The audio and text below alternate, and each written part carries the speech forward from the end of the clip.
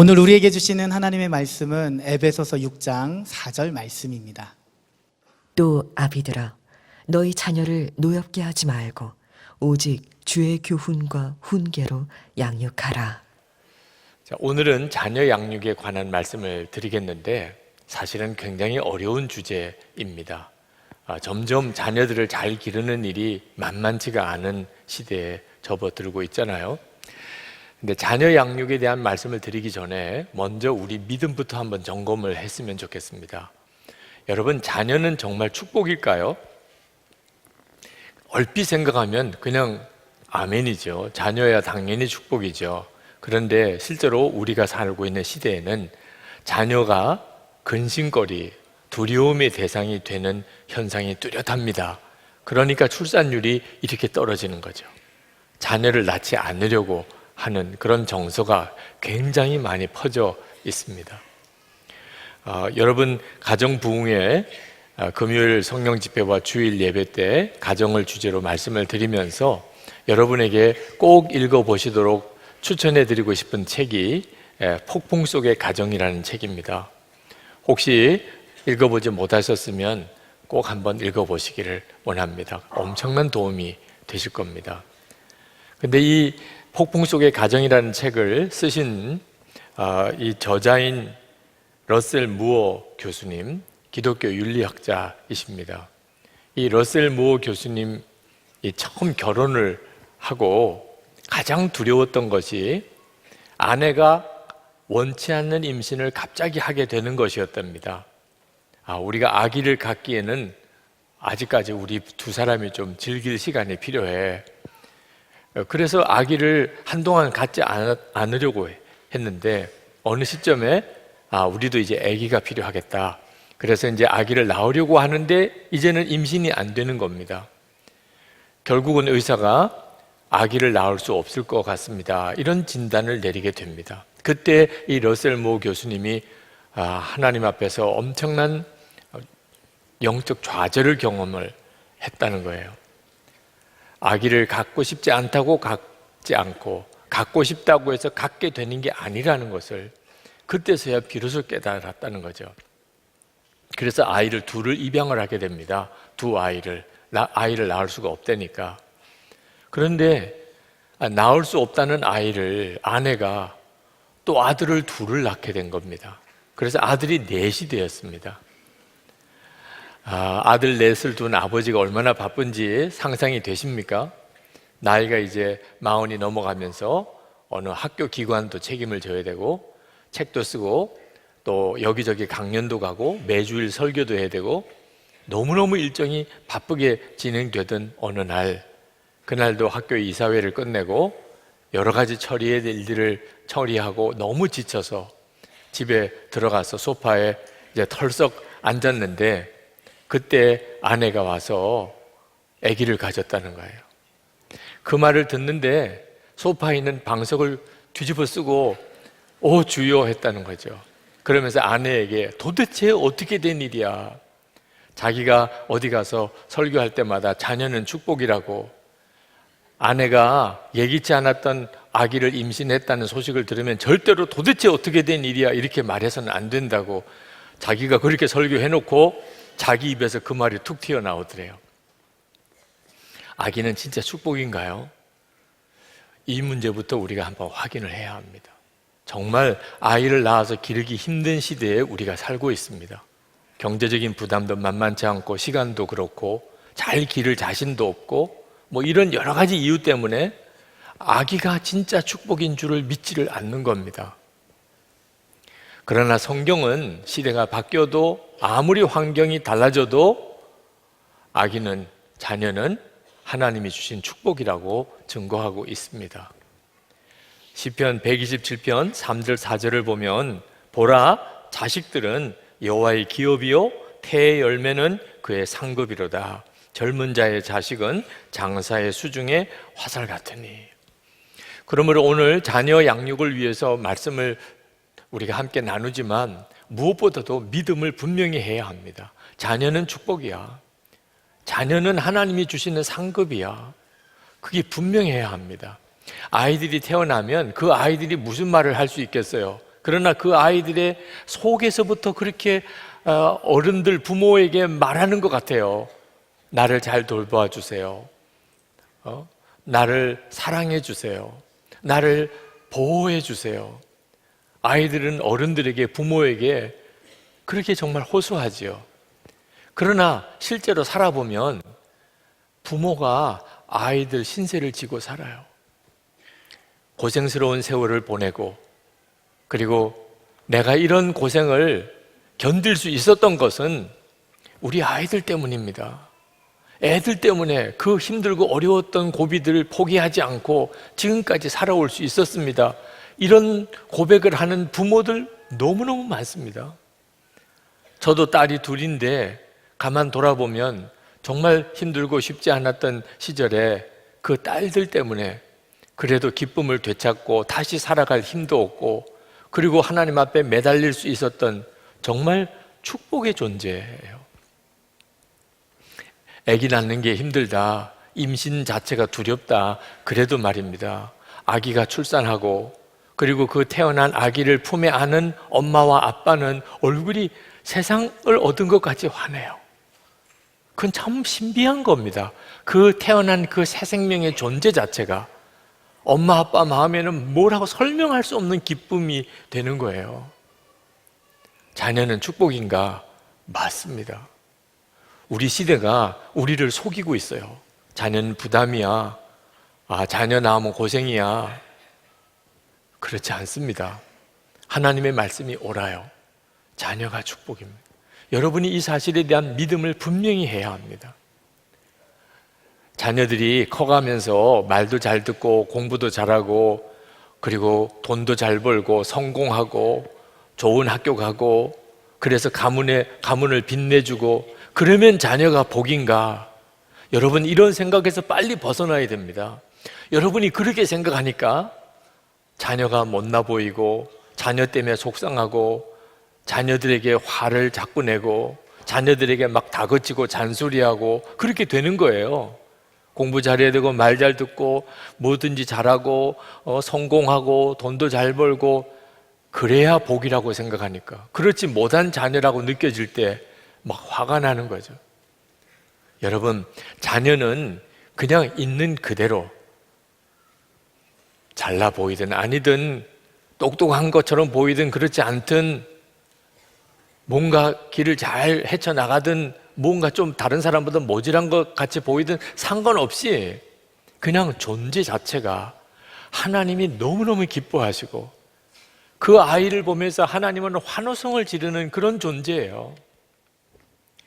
게리 토마스라는 분이 사랑학교라고 하는 책을 썼는데, 그 책 속에 이 저자가 어느 고등학교 풋볼 시상식에 갔던 이야기를 하고 있습니다.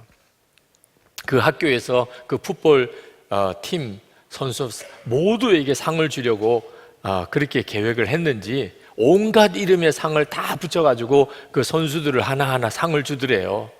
최우수 선수상을 받은 선수 학생이 단에 불려서 올라갈 때는 뭐 우레 같은 박수 소리가 들렸습니다. 당연히 그랬겠죠.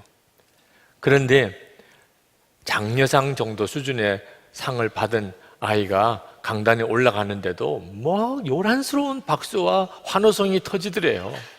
야, 도대체 누가 이렇게 소리를 지르나 하고 봤더니 저쪽 구석에 어느 무리가 막 일어나서 손뼉을 치고 환호성을 지르고 휘파람을 불고 난리도 아니더래. 상 받으러 올라간 애는 영 겸연쩍어가지고 얼굴도 못 들고, 그런데 막 소리는 마치 최우수 선수상 받은 그 학생보다도 더 뜨겁게 막 박수를 치는 거예요. 누가 그랬는지 대략 짐작이 가지요? 네, 그 친구들하고 그 가족하고 친척들이 그렇게 하는 거예요. 그걸 보면서 우리 중에 어떤 사람도 하나님 앞에 갔을 때 박수 못 받을 사람이 없겠구나 하는 걸 깨달았다는 거예요. 하나님은 우리 아버지세요. 우리 자녀들의 아버지세요. 그러니 하나님께서 그 아이를 보면서 기뻐하고 박수하고 환호성을 지르는 것은 지극히 당연한 일이죠. 그 사실을 부모가 믿느냐 안 믿느냐 하는 게 문제인 거죠. 정말 하나님이 우리 아이를 보면서 기뻐하고 박수치고 그러실까? 엄마 아빠인 내가 보기에도 모질한 게 천진데 잘못하는 거 투성이고 하여튼 말썽꾸러기고 하여튼 어떻게 나쁜 짓은 골라서 하고 하나님이 이 아이를 축복하고 박수칠 이유가 없어 그렇게 생각하시는 분들 있다면 오늘 진짜 회개해야 돼요. 예수를 믿으면서도 어떻게 그렇게 생각할 수 있냐 말이에요. 아니 하나님이 그렇게 기뻐하고 정말 박수치고 환호성을 지를 확실한 증거가 있습니까? 있지요. 십자가가 그렇죠. 십자가.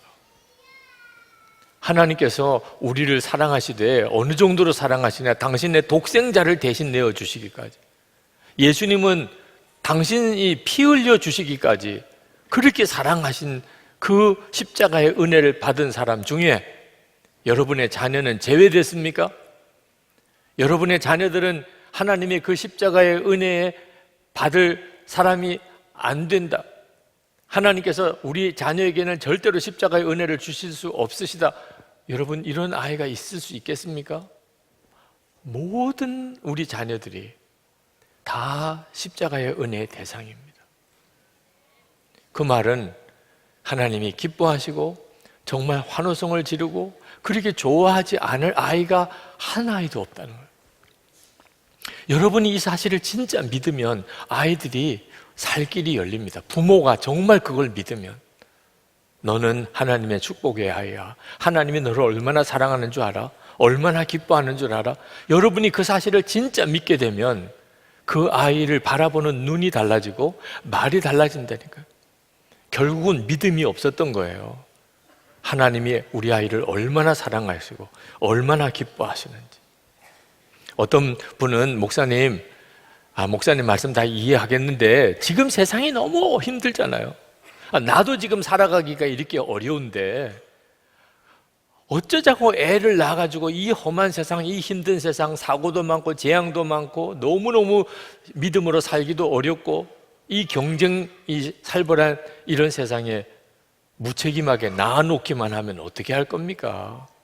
저는 이런 세상에 사는 아이를 안 낳는 것이 그 아이에게 잘해주는 거라고 생각합니다.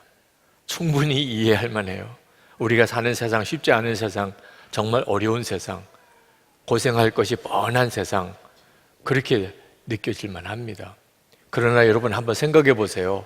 인류 역사상 그 어느 시대에 재앙이 없었고 환란이 없었고 시험이 없었고 마귀가 영적인 공격을 하지 않은 그런 시대가 어느 시대에 한 번이라도 있었냐 말입니다.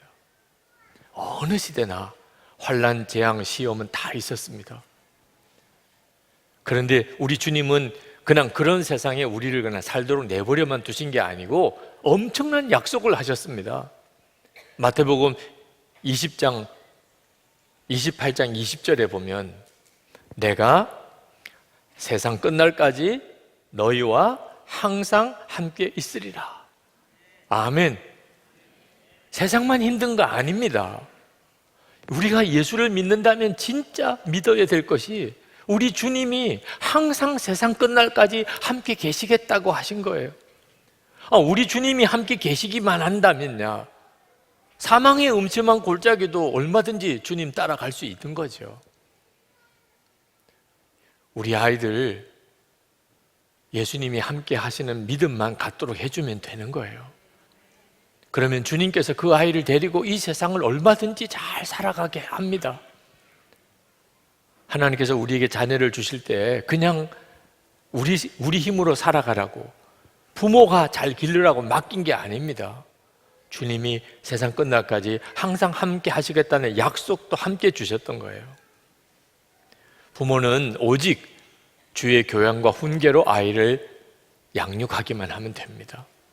그런데 주님의 교양과 훈계로 양육하는 것에 대해서 좀 오해가 있습니다.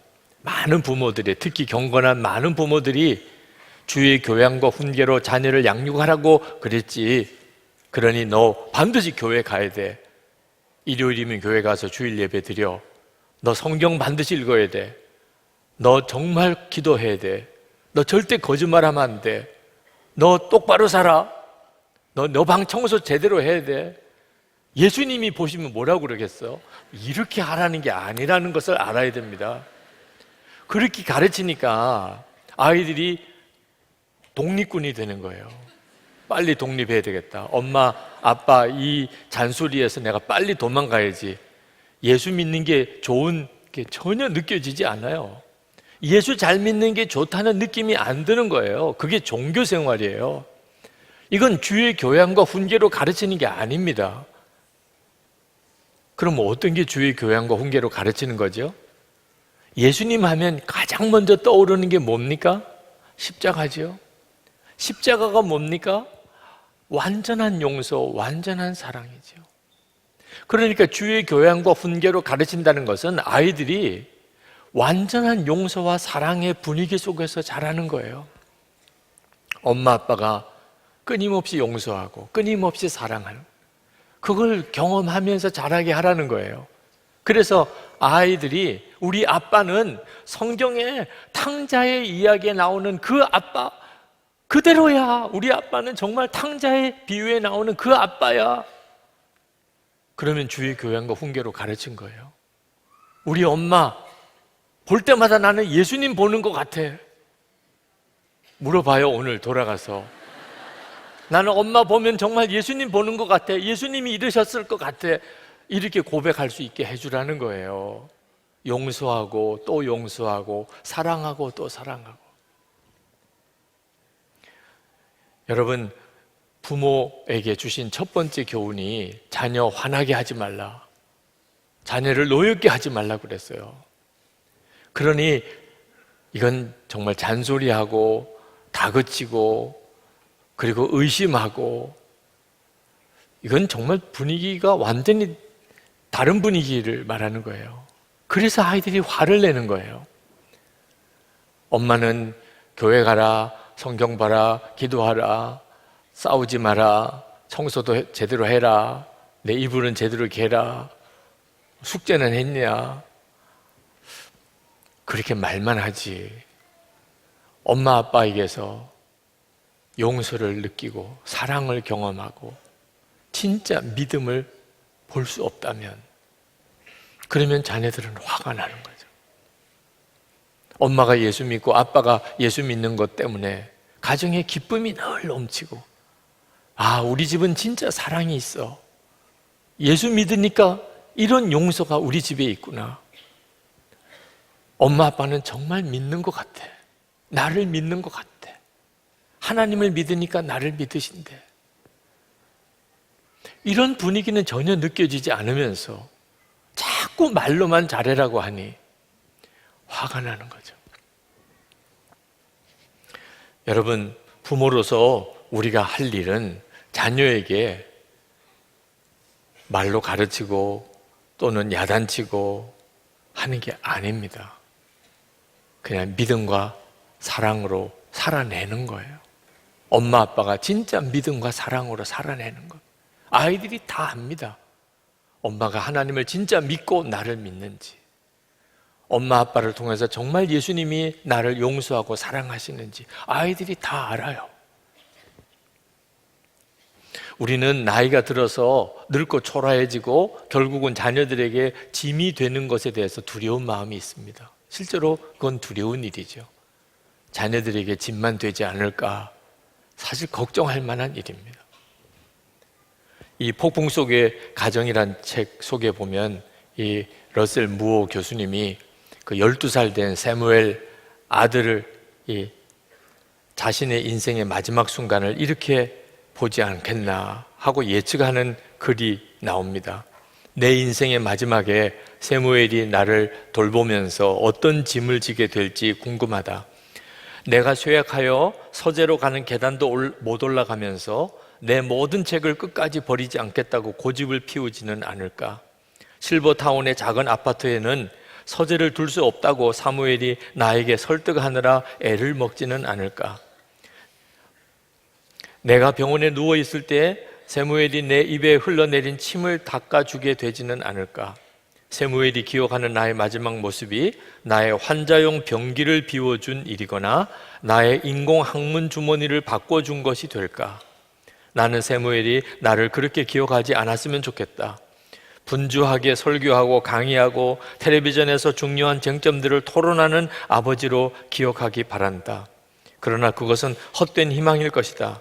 내가 마지막 숨을 들이마시려 애쓰는 순간에 나의 아들은 이전 어느 때보다도 진짜 나를 더 잘 보게 될지 모른다. 그렇겠죠. 우리의 자녀들이 우리의 늙고 초라하고 약해진 그 마지막 모습을 결국은 보게 될 거예요. 그러나 두려운 것은 그게 두려운 게 아닙니다. 진짜 두려운 것은 엄마 아빠의 믿음이 우리 자녀들의 마음속에, 생각 속에 어떻게 기억될 건가 하는 것입니다. 저희 부친께서는 81 되셨을 때 저희 집에서 설날 가족 모임을 갖고 떡국을 맛있게 드시고, 그리고는 그 다음 새벽에 뇌출혈로 쓰러지셨어요. 쓰러지신 걸 늦게 발견하고 그리고 병원에 급히 모시고 갔지만 결국은 온몸을 쓰지 못하시게 됐습니다. 기도절개하고 콧줄을 꽂고 말씀도 못하시고, 그리고는 계속 그것을 뽑으시려고 하니까 꼼짝없이 병원 침대에 팔을 묶어 두어야 되고, 그런 아버님의 모습을 2년 동안을 지켜봐야 됐습니다. 제게 있어서 아버님의 마지막 모습은 그런 모습이었어요. 그것은 저에게 참 슬픈 일이었습니다. 그러나 아버님 장례를 치르면서 아버님이 나에게 심어준 것이 그 초라했던 마지막에 그 고통스러웠던 모습만 아니었다는 걸 알았어요. 저희 부친은 굉장히 성품이 온유하심, 어느 누구하고도 싸우신 적이 없으세요. 큰 소리 내신 적도 없으시고 계속 오래 참으시고 또 참으시고 모든 사람과 화평하게 지내셨어요. 어떻게 좋은 사람만 만날 수 있었겠습니까? 진짜 힘들고 어려운 분들도 많이 만났는데도 어쩌면 그렇게 모든 사람과의 관계를 잘 부드럽게 맺어 가실지, 나중에는 그 힘들었던 분들 다 모시고 돌아가실 때까지 여행을 다니시면서 섬겼던 모습이 참 제게는 특별하게 인상 깊습니다. 저는 어릴 때 아버님의 그 모습이 너무 약해 보였어요. 너무 무능하게 보였습니다. 말 한마디 제대로 못하시는 아버지라고 생각되고, 그렇게 아버지가 은근히 마음에 좀 무시되었어요. 그러나 말씀을 보면서 아버님이 가지고 있는 그것이 얼마나 귀하고 놀라운 건가를 비로소 깨달았습니다. 히브리서 12장 14절에 모든 사람과 더불어 화평함과 거룩함을 따르라. 이것이 없이는 아무도 주를 보지 못하리라. 저희 부친은 무슨 감독을 하시지도 않았습니다. 목회를 잘하신다고 큰 교회를 이렇게 섬기고 목회하시지도 않았어요. 그렇지만 그 모든 것보다도 더 중요한 것, 모든 사람과 더불어 화평함과 거룩함을 지키라. 이것이 없이는 주를 뵙지 못하리라. 마지막에 가장 중요한 게 뭡니까? 모든 사람과 화평했느냐. 그것은 저에게 있어서 너무나 중요한 유산입니다. 어떻게 살아야 될지, 이 순간에는 어떻게 내가 결정하고 태도를 정해야 될지를 너무나 분명하게 가르치셨어요. 우리의 자녀들 생각 속에 우리의 신앙의 모습이 그대로 심겨져 있습니다. 열왕기상 1장에 보면 그 영웅이었던 다윗이 그 마지막은 얼마나 초라했는지를 그대로 쓰고 있습니다. 다윗 왕이 나이가 많아 늙으니 이제는 이불을 덮어도 추워요. 그래서 젊은 여자를 그 이불 속에 같이 자게 해야 될 정도로 그렇게 다윗도 노년에는 초라하고 연약해져 있었습니다. 그런데 그것으로 끝이 아니에요. 다윗의 마지막은 그렇게 끝난 게 아닙니다. 그 아들 솔로몬 안에 다윗의 믿음이 그대로 남아 있었어요. 다윗이 죽고 난 다음에 솔로몬이 왕이 되고 여호와의 성전을 짓습니다. 그리고 하나님 앞에 1000번제를 드렸습니다. 하나님께서 솔로몬에게 꿈에 나타나셔서 내가 너에게 뭘 해주기를 원하느냐, 기가 막힌 제안을 하셨어요. 하나님이 그렇게 말씀하실 때 하나님은 대략 어떤 대답을 들을 거라는 예상을 하셨던 것 같아요. 사람이면 다 누구나 다 부귀를 구하고 장수를 구하고 그리고 모든 대적을 이기는 승리를 구하고 뭐 대략 그렇지요. 그런데 솔로몬은 하나님, 제가 이 많은 백성을 재판을 해야 되는데 나는 작고 미련합니다. 나에게 지혜를 주세요. 이 백성들을 잘 판단할 수 있도록 저에게 지혜를 주세요. 하나님이 깜짝 놀랐습니다. 구하지 않아서 복을 받은 사람이 솔로몬이에요. 그렇게 달라고 해도 안 주시는 하나님. 솔로몬은 부귀영화를 구하지 않았어요. 그리고 구하지 않았던 부귀영화까지 다 주셨어요. 하나님께서 내가 너에게 뭘 해주기를 원하느냐 이런 질문할 때 솔로몬의 지혜로운 대답은 기가 막힌 것이었어요. 그런데 이것은 솔로몬의 것이 아니에요. 다윗의 것이에요. 솔로몬이 그 하나님의 말씀을 들을 때 아버지 다윗이 생각이 났다고 그랬습니다. 열왕기상 3장 6절에 보면 솔로몬이 이르되 주의 종 내 아버지 다윗이 성실과 공의와 정직한 마음으로 주와 함께 주 앞에서 행함으로 주께서 그에게 큰 은혜를 베푸셨고 주께서 또 그를 위하여 이 큰 은혜를 항상 주사 오늘과 같이 그의 자리에 앉을 아들을 그에게 주셨나이다. 하나님께서 말씀하시는데 솔로몬이 아버지 생각이 났어요. 아버지는 성실과 공의와 정직한 마음으로 주와 함께 주 앞에서 행하셨지. 그러니까 금방 부귀영화를 구할 게 아니고 백성들을 잘 재판할 수 있는 지혜를 구할 마음이 일어났던 거죠. 그리고 하나님이 그 모든 것을 구하지 않은 걸 다 주시게 된 거죠. 어느 날 솔로몬이 아마 아버지 다윗에게 물었을 거예요. 아버지도 하나님을 안 믿고 하나님 앞에 크게 범죄하고 하나님의 마음을 아프게 하고 하나님께 그렇게 벌을 받았던 그랬던 적도 있었나요? 다윗이 대답했겠지요. 솔로몬아, 나도 그랬다. 너가 태어나기 전이지만 진짜 끔찍한 죄, 정말 부끄러운 죄, 그런 죄를 나도 지었지. 하나님으로부터 책망도 많이 받았다. 솔로몬이 대답했을 거예요. 아버지, 정말 믿어지지 않아요. 진짜 믿어지지 않아요. 솔로몬이 보았던 아버지 다윗은요, 그럴 아버지가 아니었습니다. 히스기야라고 하는 왕이 나옵니다. 아주 훌륭한 왕이에요. 우상을 철폐하고 산당을 다 무너뜨리고 정말 기도 많이 하고 죽을 병에 걸렸을 때 간절히 눈물로 기도해서 15년 생명 연장을 받았던 그런 왕입니다.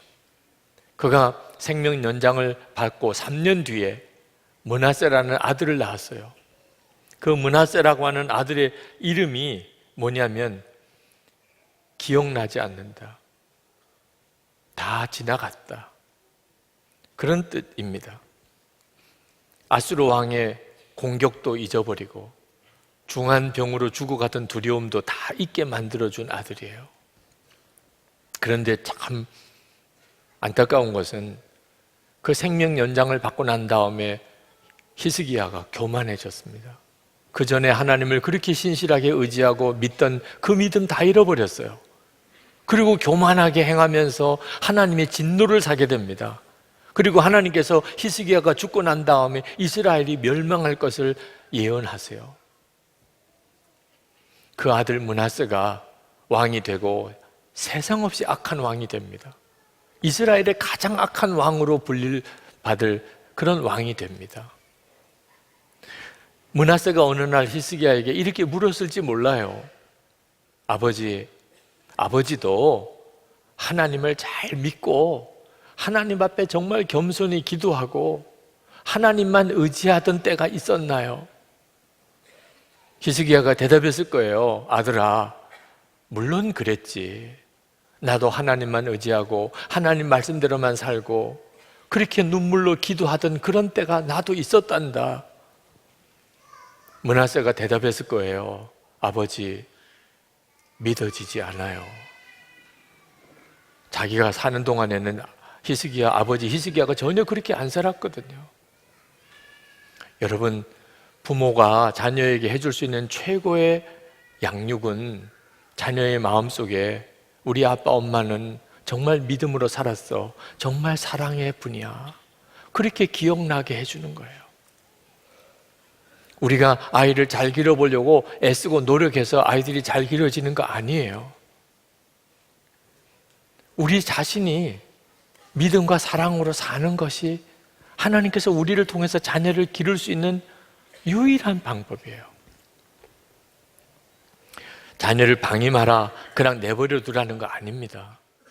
우리 아이가 어떤 아이든지 간에 부모 눈에 보기에는 때때로 실망이 되고 좌절이 되고 어떤 때는 절망이 느껴지더라도 믿음의 싸움입니다. 이 아이는 하나님의 축복의 아이야. 하나님이 사랑하는 아이야. 예수님이 대신 십자가에 죽어주신 아이야. 그걸 믿어야 돼요. 그리고 하늘 수 있는 것은 사랑밖에 없어요.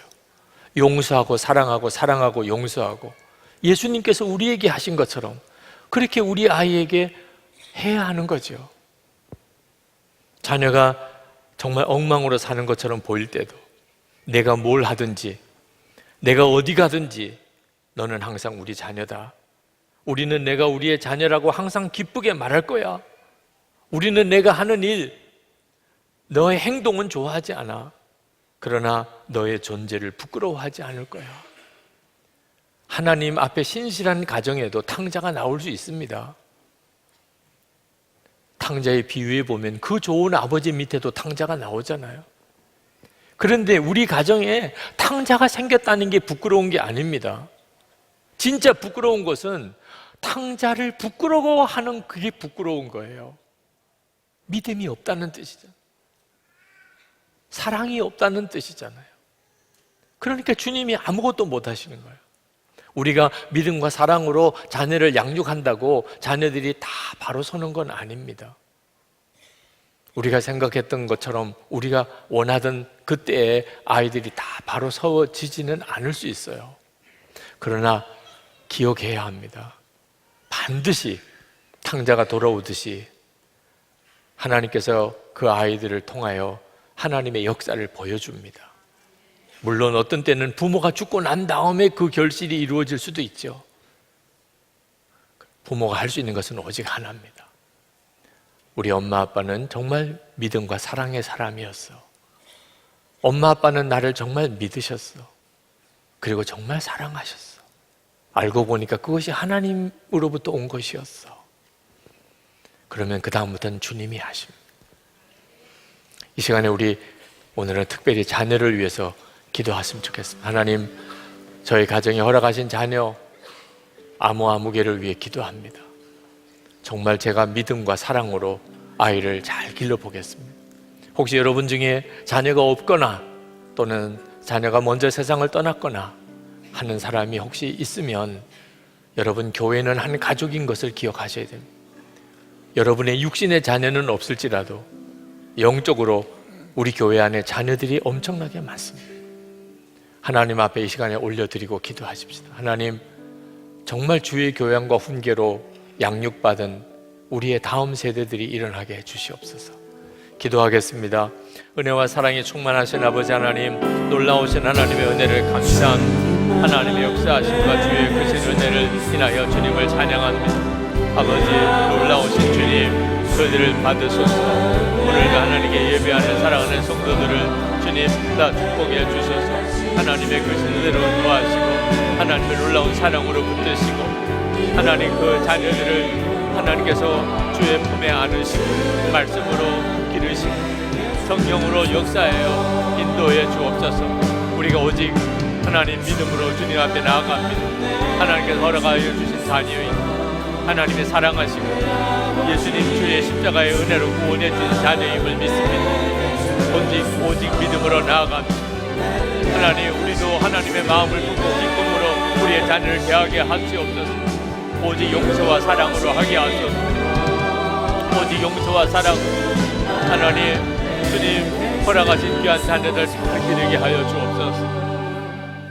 아버지 하나님, 오늘도 예배한 모든 성도들의 가정에 허락하신 자녀들 주님의 손으로 친히 하나의 머리에 안수해 주소서. 하나님, 정말 그 존재 자체가 하나님이 기뻐하시는 축복의 아이입니다. 예수님께서 십자가에서 대신해서 죽으실 말할 수 없는 하나님의 사랑을 받는 아이입니다. 부모인 저희들 안에 믿음을 주소서. 믿음의 싸움에서 승리하게 하소서. 믿음의 눈으로 우리 아이를 보게 하소서. 하나님께서 우리를 사랑하시고 그리고 용서하신 것처럼 그런 주의 교양과 훈계로 우리 아이들을 기르게 하소서. 우리 아이들의 마음 깊은 곳에 부모인 우리 안에 역사하시는 주님이 그대로 심어지게 되기 원합니다. 오직 믿음과 사랑으로 살겠습니다. 부모인 우리 자신이 주님을 온전히 믿고 하나님의 사랑으로 그렇게 살겠습니다. 우리의 자녀들을 주님이 책임져 주시기 원합니다. 우리의 다음 세대들이 믿음으로 일어나게 되기를 원합니다. 오늘도 하나님 앞에 전심으로 예배하고 우리의 준비한 예물을 주님께 봉헌해 드립니다. 오늘도 하나님께 감사하는 성도들에게 은혜 위에 은혜를 더하여 주소서. 성도들의 가정에 하나님이 복을 주시고 기업에 복을 주셔서 육신의 강건함을 주소서. 하나님의 성도와 교회들이 바로 일어나 이 나라에 갈라지고 깨어지고 서로 다투고 분열되어 있는 이 사회를 하나 되게 만들게 하여 주옵소서. 북한의 자유와 복음의 하나님 통일이 일어나게 하소서. 김국기 목사님, 김종욱 목사님, 최충길 선교사님, 억류되어 있는 목사님들 속히 구원받게 하시고 중국의 온성도 목사님 속히 풀려나게 하시고 북한의 동포들 자유와 하나님 복음으로 그들이 온전한 구원을 경험하게 하옵소서. 선교사님들에게 함께 하시되 그 자녀를 복을 주소서. 선교사님 자녀들이 구김살이 없이 상처 없이 잘 자라게 하시고 세계 열방을 향한 귀한 일꾼으로 서가게 하여 주옵소서. 우리 주 예수 그리스도 이름으로 간절히 기도합나이다. 아멘. 우리 다 일어나셔서 찬양하겠습니다.